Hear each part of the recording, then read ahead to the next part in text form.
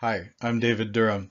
So, full disclosure here, I just gave an entire webinar and found out right at the end that no one was able to see my slideshow the entire time. Yes, I'm still learning. Do I know a lot of stuff about French and other languages? Yeah. Do I know a lot about tech stuff? Mm-mm. I'm in the school of tech. So I'm going to go through these slides, and rather than try to send you a replay of the voice recording without the slides, I'm just going to record the whole thing again, and we will take it from there. Are you good with that? So this is a little bit about me. I'm not going to go through it a lot. The long and the short of it is that I have been speaking languages the better part of my adult life. In fact, um, don't tell my Spanish students this, but French is my strongest language, and it is, yeah, I can speak it like a native. At least that's what I'm told, and I realize that you don't have to sound like a native to be able to make yourself understood. But I just have put a lot of time and investment into the French language. Got 2 degrees in it, one from the university where I went in Texas, and the other from the University of Lausanne in Switzerland. So I've been speaking the French language for over 40 years. Shh. I learned it when I was 2. Um, so why bother learning a foreign language? Well, the fact of it is that we Americans are incredibly spoiled. All the more by the fact that the world is learning our language. More and more English is becoming the international language. And so that can serve as an excuse or even a deterrent from Americans or English speakers learning a foreign language because we can simply get by uh, our entire lifetime without learning another language. But there are lots of reasons. If you're a high school student, yes, it's a requirement. Most places you have to study at least 2 years of the same foreign language to be able to graduate from high school. I like to look at it as a lot more important than that and a lot bigger than that. So let's just get that one out of the way. That one's no fun. Yes, it's a requirement, but so what? Does it look really good on a resume? Absolutely. Yes, it does. In fact, as you enter the job market, it's getting more and more competitive, and it's more and more of an expectation that you have some foreign language. In fact, most of the rest of the world actually, the question is not do you speak another language, but what are your languages? And so it's a really good thing to be able to put on a resume that you have at least one language other than English. And most importantly, perhaps, it opens doors to the world, windows into other cultures, and doors into human beings' lives. I just wrote an encouragement to my current students today about how at the end of the day, it's about people. And I wish I had the time to tell you the stories that I could share about relationships, friendships I have to this day that might not have happened at all if I had not known the language of that person and not relied on their knowledge of English. Um, why French? Let me count the ways. Spoken by over 220 million people. Did you know that French is the second most widely learned foreign language in the world? It's like number 5 on the list of number of speakers, but it's after English the second most widely learned foreign language because it's still very relevant. You might call it the other international language. It's the language of cooking and film and fashion and theater, the visual arts and dance. I have one student, I've actually had many students over the years who are dancers, and they tell me all the time, oh, so that's what that means, because they've learned these French dance terms, but they don't know exactly what they mean literally. And so now they understand and they're able to put 2 and 2 together and connect the dots. We've already talked about the job market. I love the fact that once you know at least some French, you learn so much about your own language in the process. And a part of that is because so much of English comes to us from French. from the Norman invasion back in 1066, and that's an interesting story in itself. The French culture is way beyond the borders of France itself. They have exported some incredible things about the culture that make them unique in the world. And it's a great place to start if you intend to learn other languages. Now, we've talked about the Romance languages, which are the Latin-based languages. So if you've learned French, then it will make Spanish or Italian or Portuguese or even Romanian that much easier for you to learn. However, it doesn't stop there. Once you have learned one foreign language, your brain has gotten accustomed to thinking, okay, we're not dealing with English now, and there's less and less of a need to try to relate everything back to your mother tongue. If you don't know what I'm talking about now, you certainly will when you dive into French or any other language. And who can deny that French is one of the most beautiful languages in the world? C'est une des plus belles langues du monde, n'est-ce pas? And I hear people say all the time, but isn't it hard? I don't want to do something hard. I want something easy. Well, there are certain sounds in French that are a challenge for English speakers to get their mouth around. There are certain things about French grammar that are a challenge. And one of the biggest headaches, let's be honest, is that it doesn't look anything like it's pronounced half of the time. More silent letters than you would know what to do with. That's just part of the package. But the good thing is that there are so many English words and French words that are similar, if not identical, to English words. Just look at this little list, and this is just the tip of the iceberg.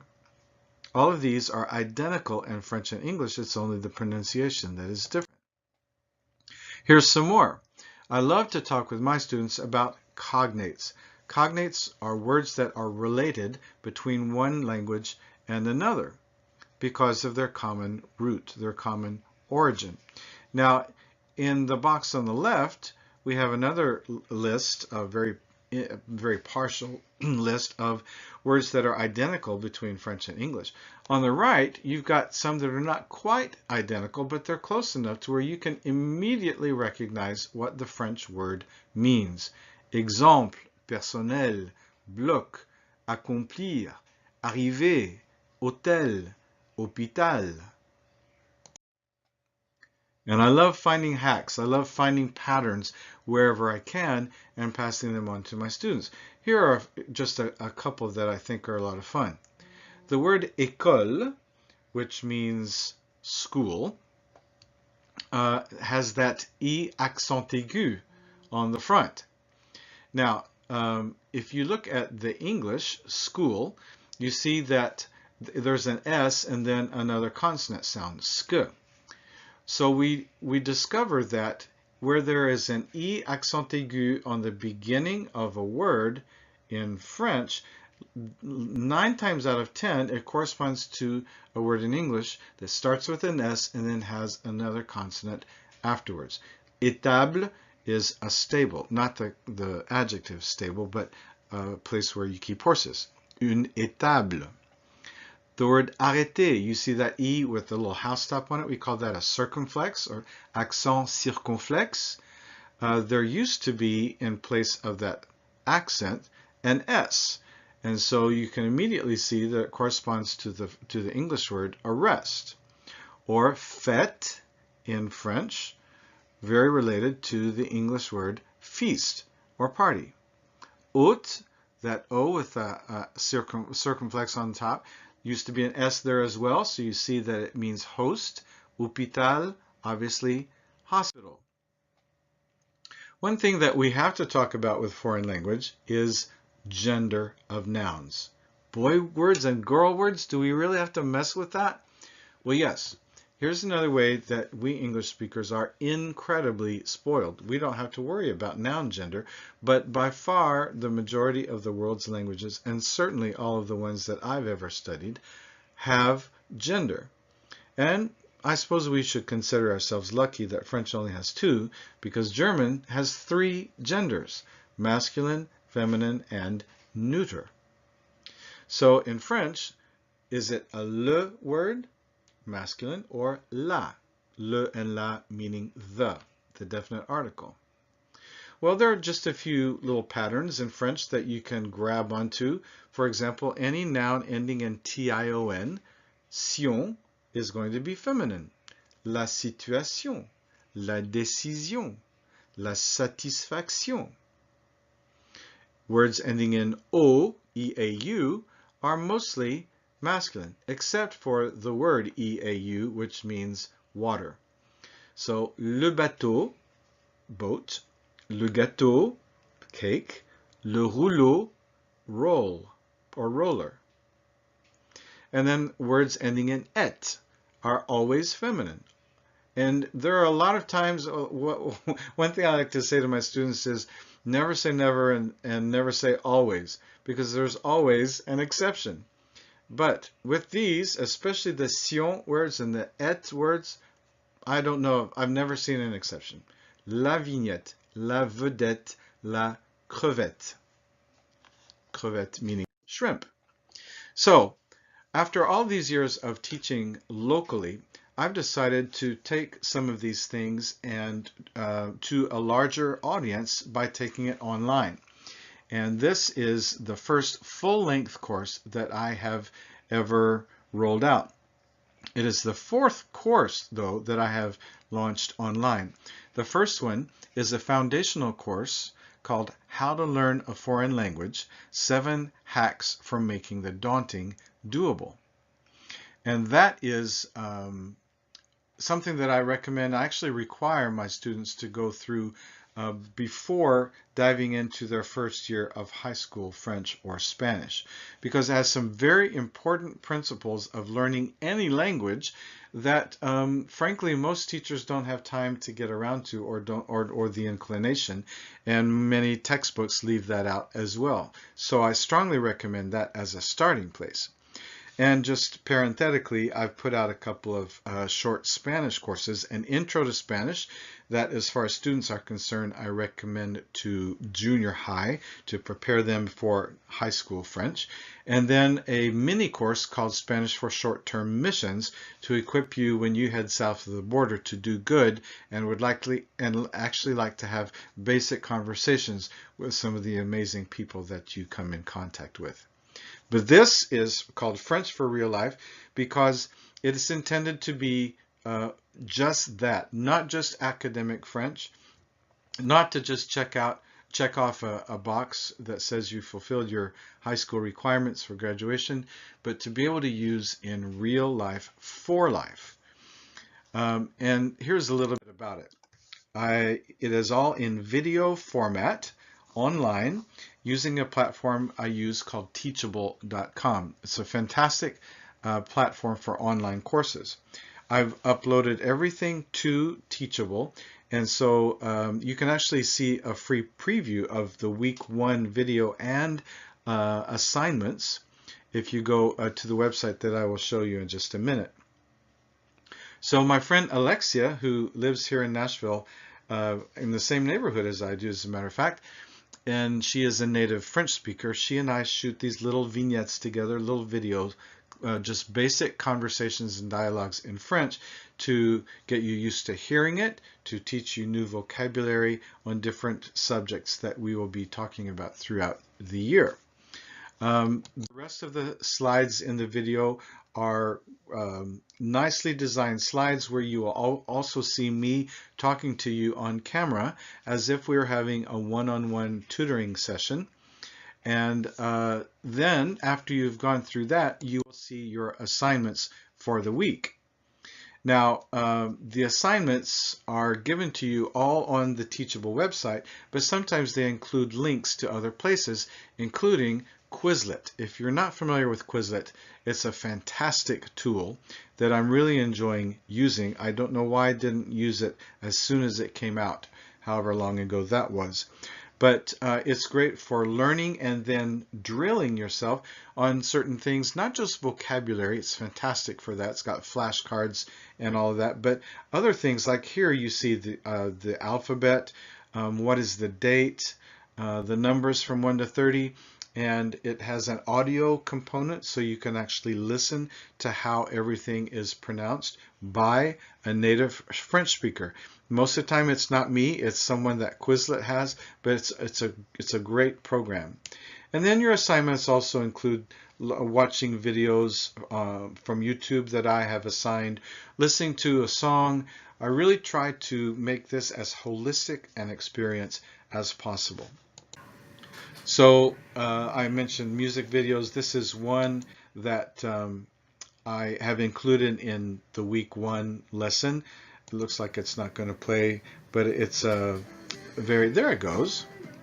This is a French recording artist named Louane, very popular right now, and this is a very cool song that celebrates youth called Jeune, meaning young. So, c'est combien? How much is it? So at the tutorial where I currently teach, most tutors charge either $10 to $11 per weekly session. Now, if you think about the value of that, you're getting a week's worth of instruction from a professional who is skilled in their field for $10 or $11 a week.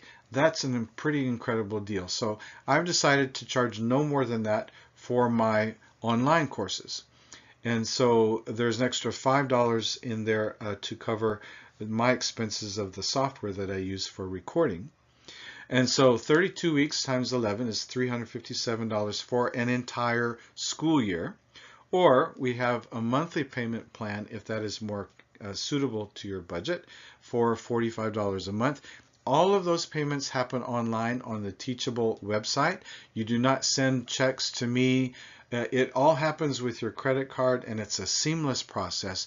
And if you're on the monthly plan, then you will be paying monthly payments to Teachable with your credit card, and they will just bill your credit card automatically once a month for 8 months. This price also includes weekly live coaching with me online using the Zoom platform. And we actually have sessions starting up this Friday, August 17th at 10 a.m. Central Time.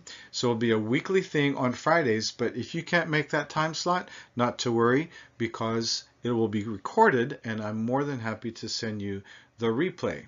So again, that's this Saturday, 17th of August, 10 a.m. Central Time will be live, but you just email me and say you can't make it at that time, and I'm happy to send you the replay.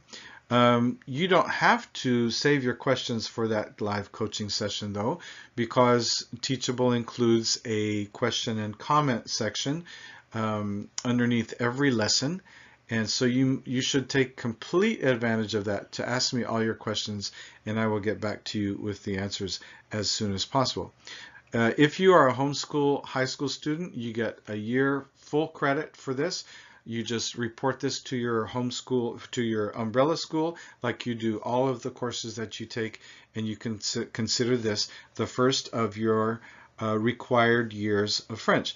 In Tennessee, where I live, you're required to take 2 years of the same foreign language to get credit for graduation. So where do you find all of this? This is a very long URL, and so you will find it in the email that you're going to receive as well. World to the Wise Academy is the name of my online school. World to the Wise is the name of the company that my wife and I own, and it also includes cultural tours to different parts of the world, mostly in the summer, but we're actually taking a group in the winter this year. But you can find out about those cultural tours at my website, daviddurham.org, along with the foreign language courses and along with the podcast, which is also called World to the Wise. So if this is too long a URL for you to take down, then you can always find it also at daviddurham.org. So that's it for right now. If you have any questions whatsoever, please direct them to me at daviddurham.org, and I will be looking forward to hearing back from you. And once again, that URL to sign up for the French course, French for Real Life, is World to the Wise Academy.teachable.com/P, the letter P, /French year -1. That's a lot, but you'll see it in the email. Thanks a lot for listening, and I look forward to hearing from you soon.